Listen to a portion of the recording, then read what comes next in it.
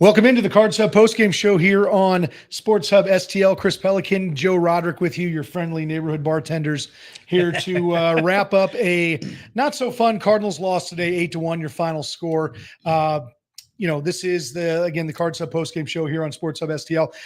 We need your comments, folks. So jump into the chat. I know many of you might not have been able to see the game due to it being on Roku today. Another fun wrinkle in the Cardinals television programming schedule. But we'd love to hear your thoughts on this game or anything related to the Cardinals. So jump into the chat while you're down there. Please go ahead and click on that like and subscribe button.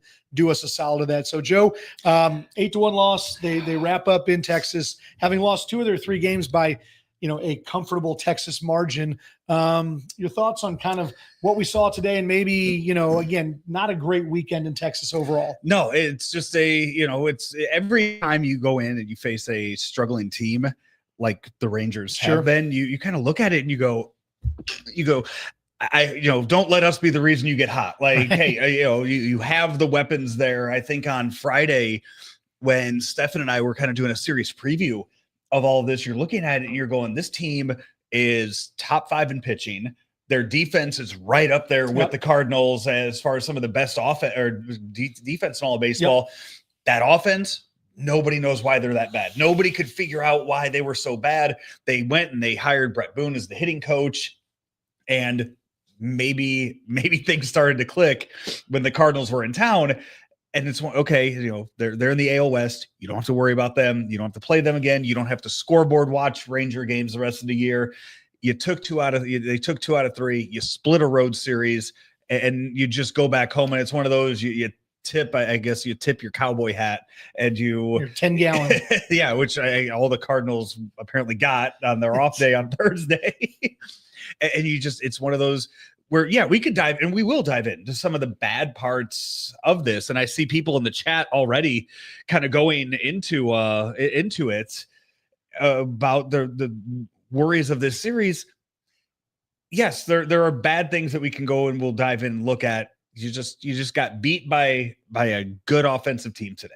Well, and a team that you mentioned had not been performing well, but no one really knew why, right? Yeah. And you look at a great little microcosm is probably Marcus Semien, who's a guy who has been struggling the entire year. He's the owner of that giant contract. And guess what? He seems to be getting right. Yeah, that was one that he has. He is a guy that I have picked multiple times this year on my Roddy bombs because he goes, when he gets hot, he goes on runs and he'll hit a few. And to see, and again, I did the little research before the Friday game on this Rangers team, because it is one of those where you're seeing them 3 times this year. You're not going to see him again until next year. Right. You're not really going all in as you would to the Dodgers next week, looking at a series like that. But when you see Marcus Semien batting 8th in that lineup, I mean, Semien and Seager were just those 2 big guys that they went out and got as part of this next generation of the Rangers team. And helped them win the World Series a few years ago. And you see that he's all the way down to batting 8th, and you're like, okay, I knew he was struggling, but that's one step before, hey, who do we have in AAA that can replace him type stuff. And he killed you today. Yep. And again, you see Jacob deGrom today, right? And obviously, I think if you look at the name deGrom, he hasn't been what he was as a vintage Met Cy Young guy year in and year out. Only had 9 starts in the first couple of years of that contract. He's been better this year. He's been healthy. And if you watch, if you saw this game today, I think what you noticed was, I think they say this a lot about really good pitchers. You got to get on them early, right? Yeah. You got to try to get them out of a routine. And if you look at what happened today, the Cardinals had multiple chances in the first 4 innings of this game to kind of get him off of his rhythm, his speed. And you look in the first inning, and they come out and you end up with a couple guys on first and third. Arenado grounds out with 2 outs to end the inning. You look at the 3rd inning, Nootbaar singles to lead off. He gets thrown out stealing. Wins singles right afterwards. You're like, well, we could have had a couple of guys on. Then Donovan hits into a double play to end. So again, 4th inning, Pages K's with 2 guys on. So you had your chances as a Cardinals team to get to deGrom early, maybe change the complexion of this game and sort of the way the bullpen got set up. And instead, he ends up retiring the last 7 guys he faces. And then you get into the Rangers bullpen, which you mentioned from a statistics standpoint is one of the better ones in the league. So, the score looks bad, obviously at 8-1, but what we saw today was basically the failing of one key piece. It was the Cardinal bullpen today, was unable to keep it close. The offense didn't end up getting a second run, so it may have all been for naught. But, and I don't know really how you take a game like this with the bullpen. Do you sit there and say, geez, Leahy has maybe not been as good, like is the league figuring Kyle Leahy out a little bit? Steven Matz was not great. Roderick Munoz comes in, the Memphis shuttle guy, and gives up a home run. You were already down enough when Munoz came in to where it was okay. You have the off day on Monday, everybody reset. Right. But they gave up 6 runs in the last 2 innings. And it's like, you just don't want to see your bullpen do that for the pure reason of, boy, there's the team ERA just looks terrible all of a sudden because you give them 6 bullpen runs in 2 innings. So again, a closer game. Eric Fetty pitches a nice game.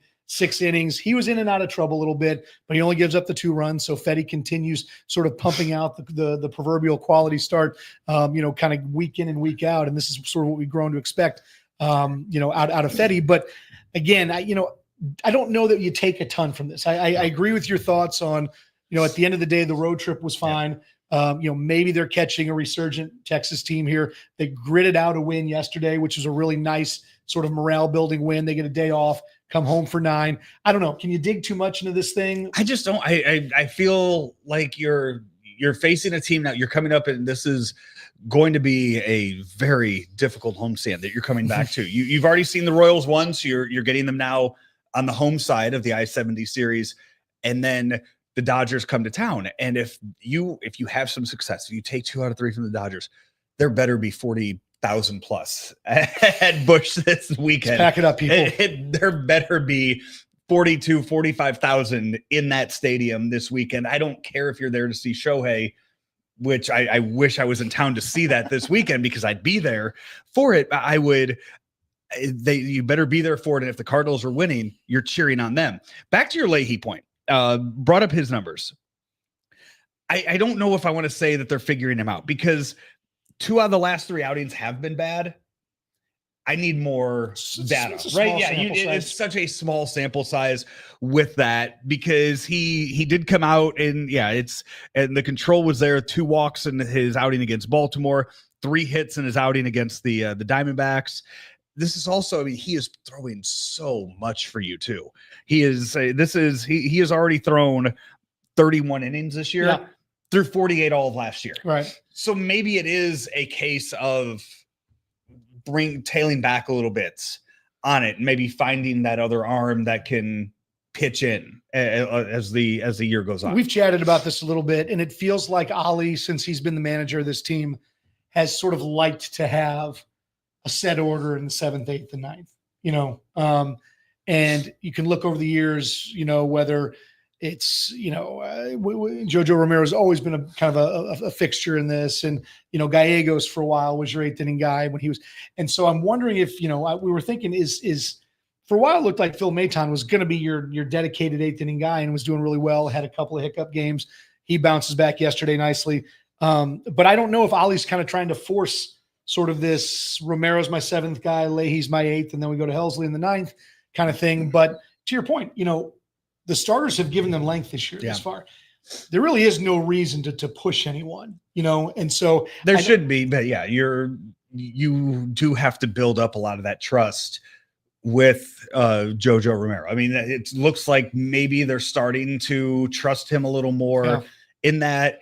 Chris Roycroft is a guy who we thought was going to be a decent part of this bullpen, fell off, got sent down, brought back. I don't think has found that trust yet. No. So you do need to find that other arm. And as we're sitting here, again, the Cardinals entered June 1st today in a playoff spot. Yep. They entered June 1st, 3rd wild card spot. And the comments are nothing but just straight up bitching about this team. My God.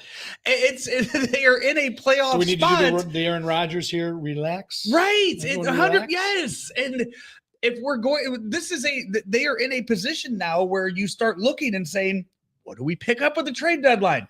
okay, if Kyle Leahy needs a little bit of, needs less innings down the stretch to remain as effective as he is, there you go. You go get a high leverage guy from somebody else's back end of their bullpen, or a fresh arm that you just like the look of. Again, it doesn't need to be, I'm not saying you need to go out there and get the closer of, I mean, I don't know if the Rockies have a closer. I don't know if you have a closer when you have 9 wins on the season.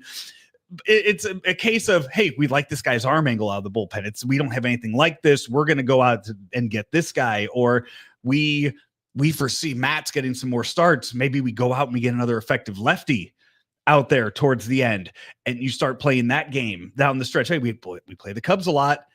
Let's go get a lefty that can face Kyle Tucker in those games. They're going to need that. Yeah. So let's start playing that game instead of just sitting here and just absolutely you guys watching it, you see it in the chat. I'll throw, some out there about, putting money on the fact that they're not going to take 2 out of 3 to the Dodgers. I'll tell you this, go look at the Dodgers and their health right now. It's not, again, yeah, they are.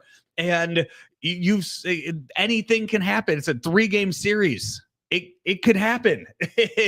and just to take 2 out of 3 for that. You do have some positive, Jeremy saying, should have been 4 out of 2. On the road trip. It should have been. Yes, you could easily have said that as you go on. There are a lot of things that we can sit here and we can bitch about and blaming Ollie for the 19 runs that they scored this weekend.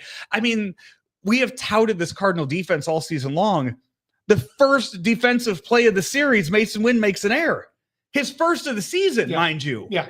So we're can't be that worried about that. Right. This has been good. And again, Matthew Liberatore had a clunker of a game on Friday. It's going to happen, especially for a guy that age. Again, the bullpen today just was not good. Plain and simple. Took a close game and made it not close. So again, I think it's real easy to point to the areas where this team didn't do it today. But by and large, again, I don't think that we're anywhere near where we can call these problems systemic in any way, right? Like, this is just not.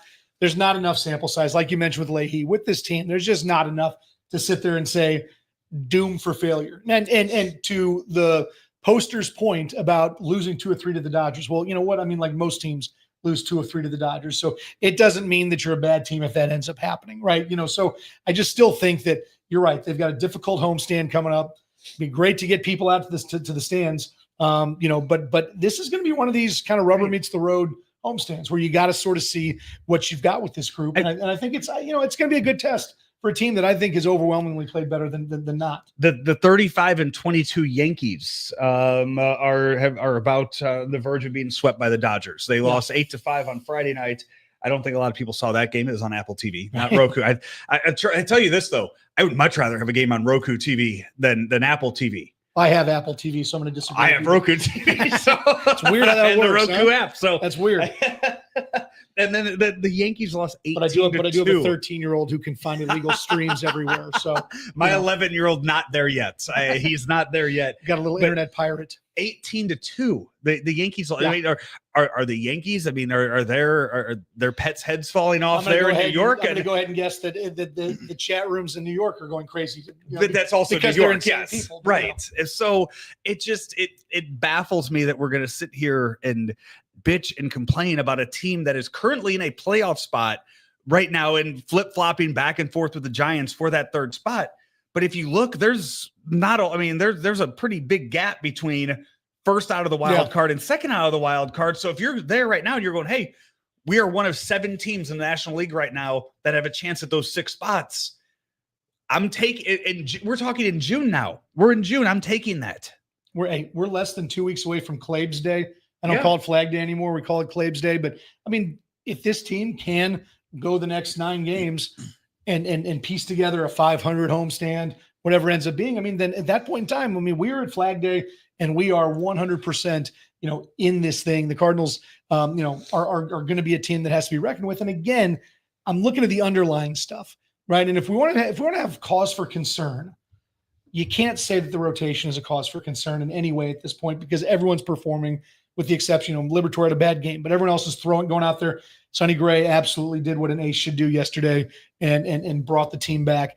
The bullpen for the most part has been fantastic. Today, hiccup. The offense, you know what? I mean, I think the offense is coming back to reality to some degree, but they're still going out there and putting together good at-bats. They had their chances today. This wasn't a deal where Jacob deGrom went out and threw, 7 shutout innings and no one got past first base all day. I mean, if a little bit better two-out hitting, and this game's 100% a different game. So again, like the margin for error, like this small at this point in time. And so again, I just don't know that, hey, you're going to get vitriol after a 7-run loss. There's no two ways about it. But, again, I just don't know that that the angst is going to match the reality of what we're dealing with right now. No, I want to get in. I know you got some live reads to get to. I do want to get into some of the late innings decisions that were made here in a bit. Yeah. So, this is the Cards Hub Postgame Show brought to you by Hot Shots.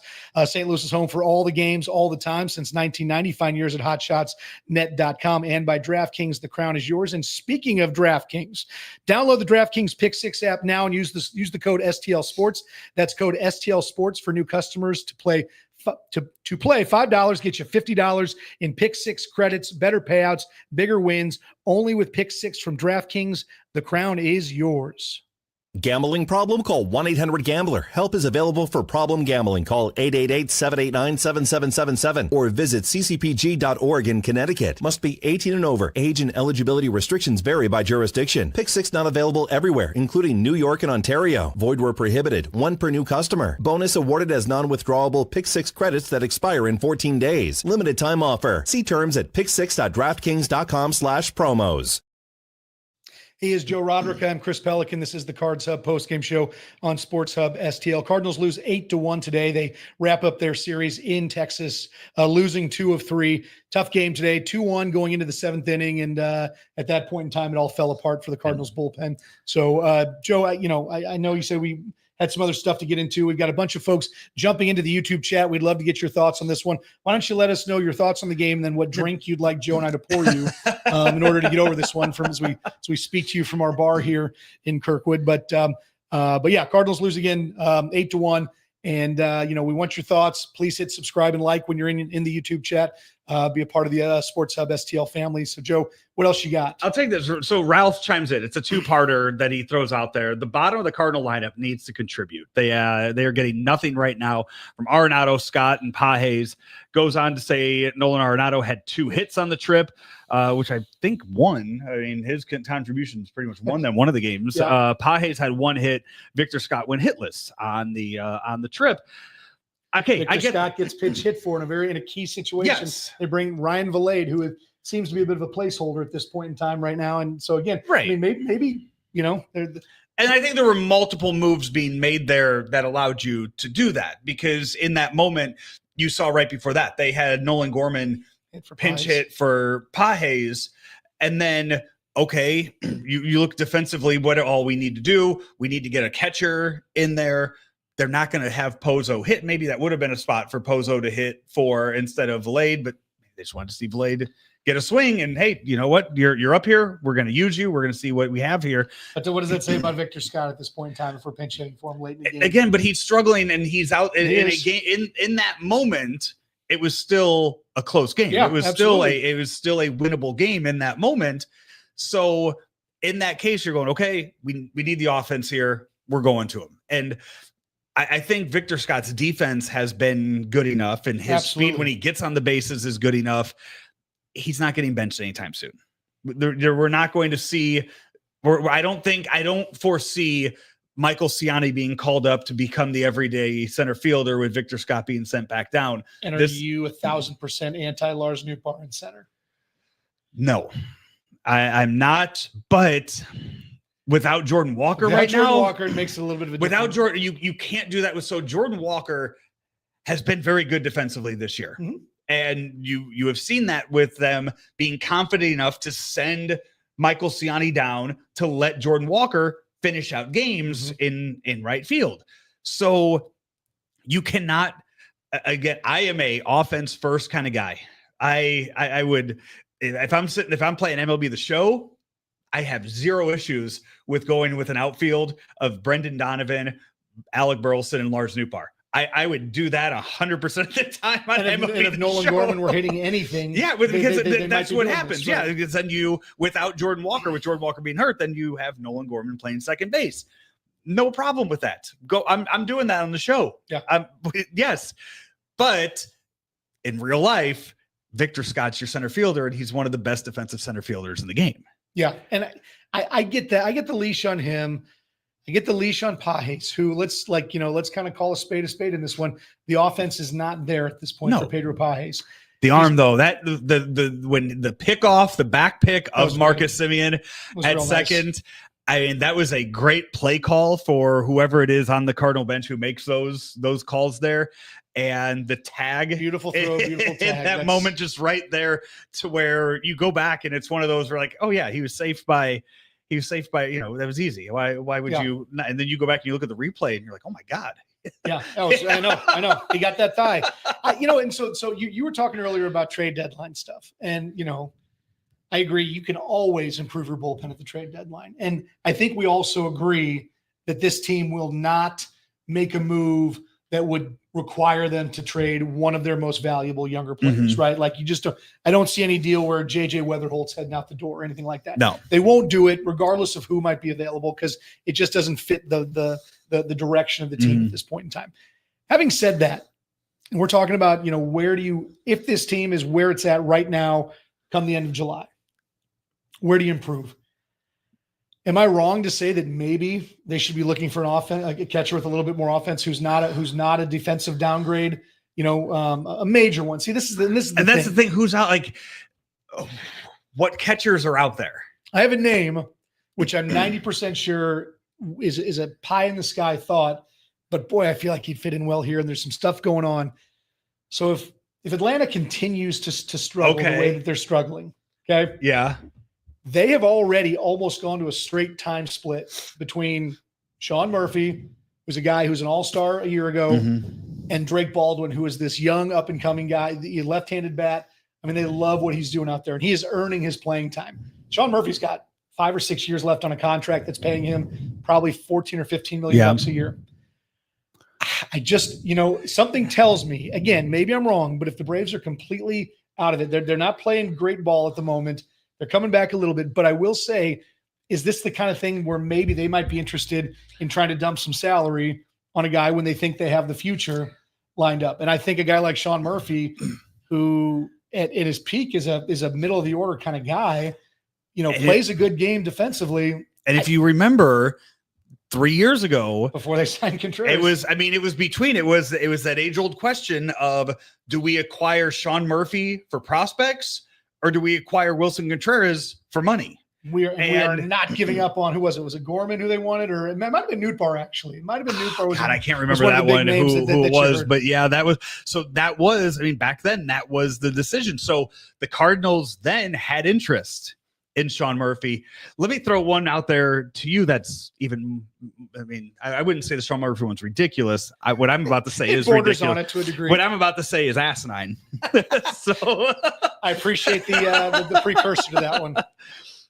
Adley Rutschman is the Orioles, their championship window, which seemed to be wide open a few years ago, is now just slammed shut. And I believe the Orioles, they have a top 5 prospect right now who is a catcher. Yep. Samuel Basallo. Basallo. So was crushing it. Again, they have their catcher of the future already there. So that asking price though, you really are like, that is where this whole rebuild or the runway. I don't think you're as off as you think, because Adley Rutschman's probably due for free agency the year after next, would be my guess. Right. Like you said, if you've got a guy who's hitting like Samuel Basallo is in the minor leagues and everyone thinks he's going to be, do you want to, and Adley Rutschman's a guy who theoretically could command, 150 to $200 million.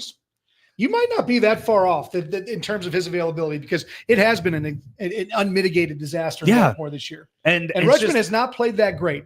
It's just, how much are they asking? Could you imagine the asking price for that?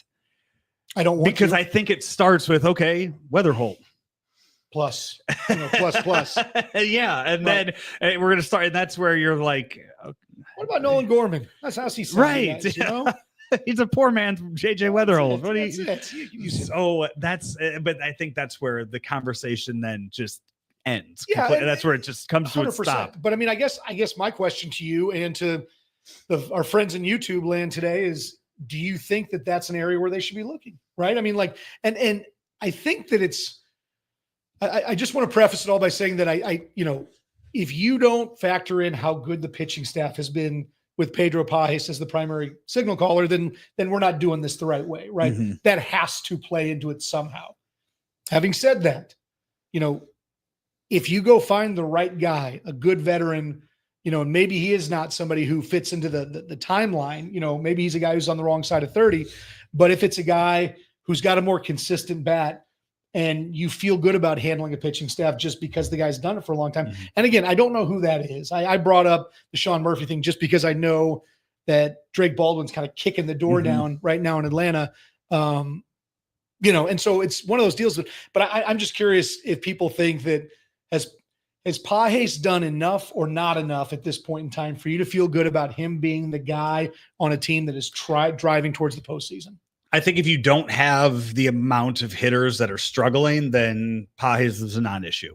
If you don't have Victor Scott behind him, if you don't have Nolan Arenado having another down year, when you add all those things together, then you kind of look at it and you go, okay, because you're not upgrading Nolan Arenado. Right. As of right now, Victor Scott is your guy for the future. Sure. So I do think that it's a conversation worth having. Of okay, is Pajes the guy on his way? Like, is that the replacement that we need to make? Yeah, with that, it'd probably be the easiest one, wouldn't it? Yeah. I mean, think about the rest of the diamond, right? Like, where else are you improving your offense at the moment without sort of stepping on the toes, so to speak, of the runway that we talk all the time about? And I think it really, honestly, might be the only spot. So I don't know. I mean, again, something to factor in, and I do feel like a lot of times there are catchers who are.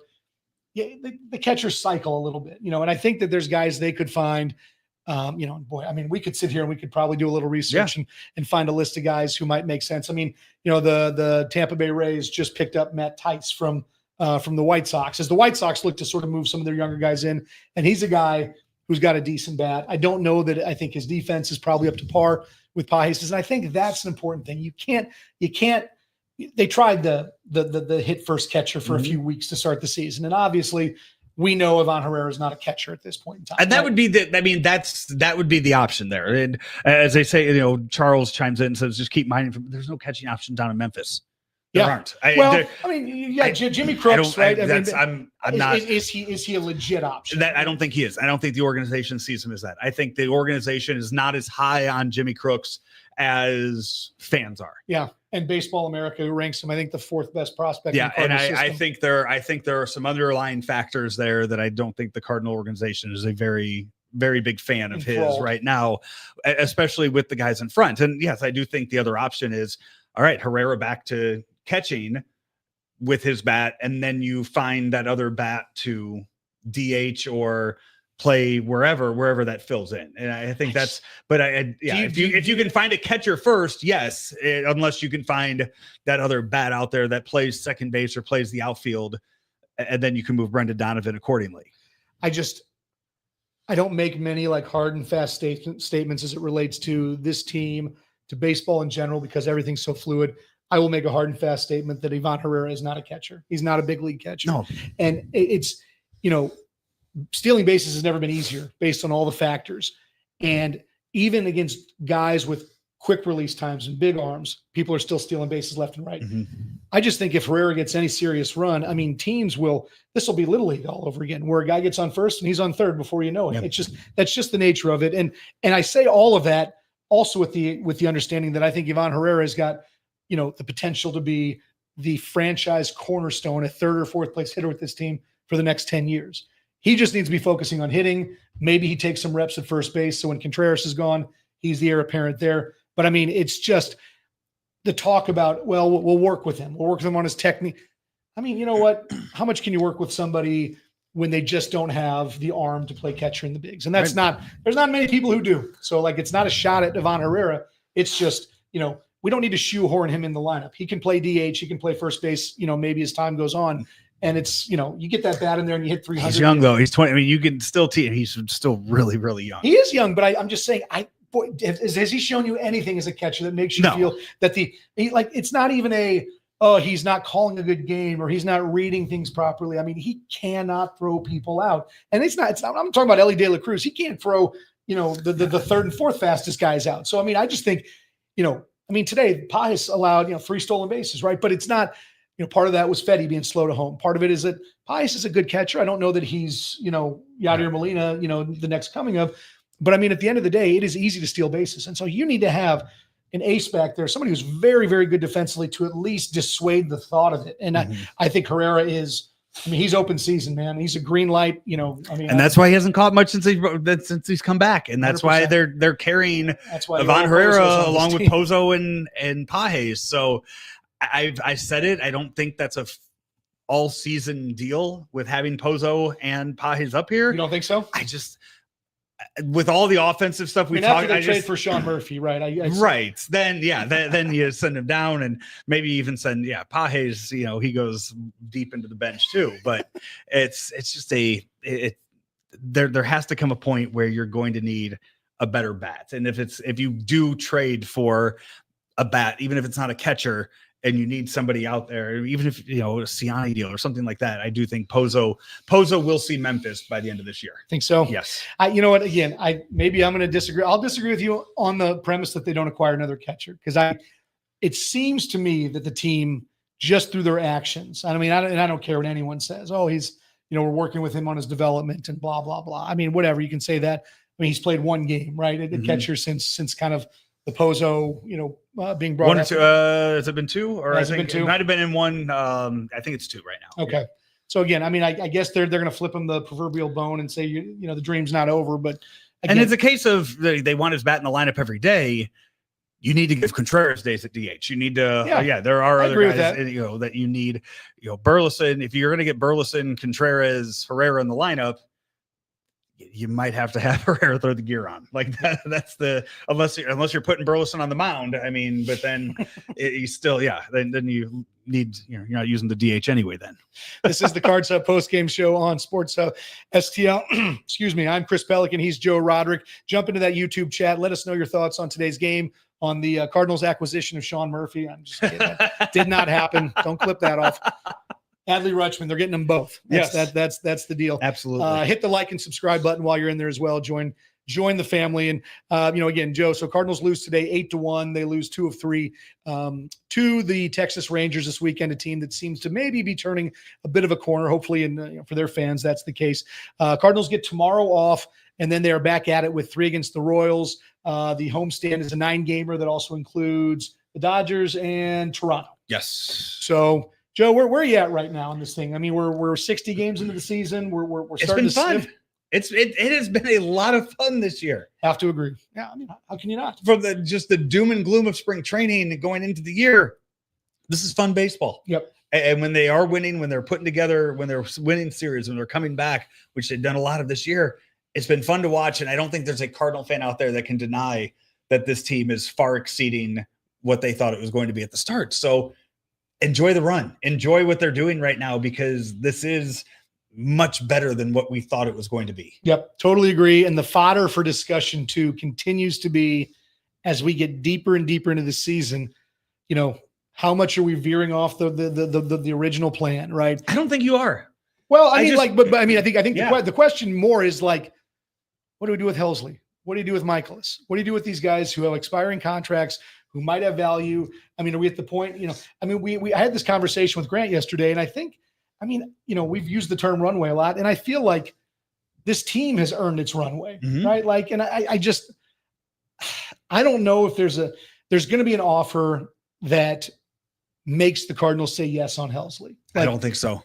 Well, when I say, I don't think they're going to trade him, but I think that at some point, like we were talking yesterday, the Phillies are obviously a team with a back end need who's kind of running in place right now. And their bullpen's been a huge reason why. They've got the number 1 pitching prospect in baseball, a kid named Andrew Painter, who's already at AAA. He's a 98-mile-an-hour guy. He's 22 years old. If you get a call from Dave Dombrowski and you're Mozeliak saying, we'll give you a Painter for Helsley and Michaelis and, a spare part or something like that. I struggle to see how that would be the right thing for the team to pass on something like that. But I also just don't think, I mean, the Phillies, I feel like would rather call him up and have him play that role in the bullpen. Oh, I don't think. Yeah, I don't think the Phillies would trade. I'm just saying, right? That's what I'm saying. I just don't think Mozeliak probably has a sliding scale with every team that might need Helsley and saying, "This is what we need from you." And we understand it's an absurd ask at this point in time. Yeah. But the Cardinals are a contending team, and we're not trading our closer unless you completely and totally blow us out. It would be just bad. It's a few years ago when the Brewers traded Josh Hader away and completely fell off. You're right. That happened. That locker room fell apart. Yeah, you cannot just right now. You're sitting there. Hey, we're winning. Okay, then you know what? We're going to slap a qualifying offer on him at the end of the year. That's what we're going to get back from Helsley when he signs. And I agree that if things continue along this path, that's probably the right way to go. Like from the stand, but again, it's just an interesting discussion because, and even without Helsley, if you're talking about a guy like Michaelis, right, who's had a really, really nice season, and some team who's looking for innings down the stretch, sits there and says, "Hey, we'll give you this guy," right? And no matter what with Michaelis, he's not going to command some overwhelming haul because at the end of the day, the guy is what he is. And he's probably an innings guy for a contender down the stretch. So, is it worth it? I think we brought up the scenario. Let's just say, for instance, that you get an offer that was similar to what you got for Jordan Montgomery, right? TK Roby and Sajaci and, these guys and John King. I mean, do you trade Michaelis for that package tomorrow? I just don't know that those are guys who. Not when you're contenders. Yeah, the only one I could see is trading. I mean, if you're making a move like that, you don't care. You're not getting back anything big. I think what's the point? No, I think it's more of a case of, hey, it's time for McGreevy to be called up. Here's how we make space for him. Fair enough. We're going to trade Fetty to the Tigers, who need a starting pitcher. They're going to send us back a low end prospect.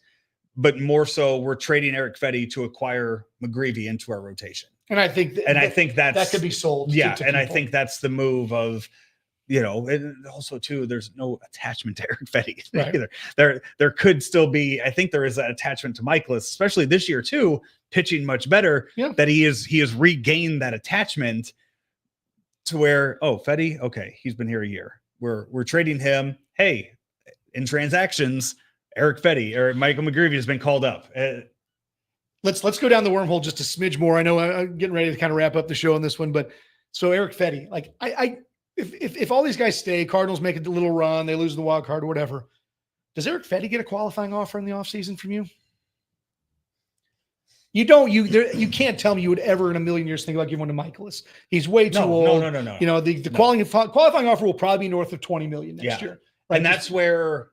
I guess on a 1-year deal, but seeing where, I mean, if Fetty's smart, I would say no, because honestly, if you have that out there, Eric Fetty might take it. I guarantee he'd take it. And that's what you're not wanting. Unless he does something miraculous down the stretch. So that's what he's wanting. 20 million. Okay. Yeah. I'm going to take that. And then you're like, no, that wasn't the point of, so I just wanted a draft pick. Please don't take it. Yeah, I don't know. This is the stuff that makes this fun, right? I mean, obviously. By the way, Richard Crouch, he's just left the ballpark in Arlington and watching us on his phone right now. He said he went on Friday also. So Richard, you're not allowed to go to games. Yeah, anymore. that's on you, bud. That's 100%. If you weren't there yesterday for that, you need to take a long look in the mirror and realize it wasn't the play on the field. It was you being in the stands for Friday and Sunday. Certainly appreciate your fandom, but we maybe practice that in a little more, a little more hidden venue. Right. So. Thankfully they're not heading back down there anymore this season. I mean, honestly, Richard, you probably saw 2 of their worst games of the season. Those are both pretty bad. You got to watch Alec Burleson pitch those, so that's worth the price of admission to either those. If you picked up a boomstick and split that with some friends, let us know that as well, because that takes more than one person to eat. See, that's the huge hot dog thing. They have it in hot dog form and burrito form now too. And it's like 1.5 feet long, right? Or something like that. Or? I think it's like 3 feet long. We had a picture. I'm going to throw a picture of it up on the screen because I was showing this the boom with Stefan and I were talking about this on Friday. the other day. Here's a picture of the boomstick that you could get out there at the games. Look at this monstrosity. Yeah, it's somewhere cardiologists are cringing. Look at that. That's like 3 or 4 feet of food, right? Good Lord. It's usually how I like it's under like $40. It's under $40 too. Hey, so you get a deal on it. Let's get 2. Yeah. Let's get 2. So it's yeah. Yeah. Well, on that note, I think that's probably a good place for us to stop today. So this has been the Cards Hub Postgame Show on Sports Hub STL. Thanks so much for joining us. Day off tomorrow. We're back at it on Tuesday. For Joe Roderick, I'm Chris Pelikan. Thanks so much. We'll see you soon.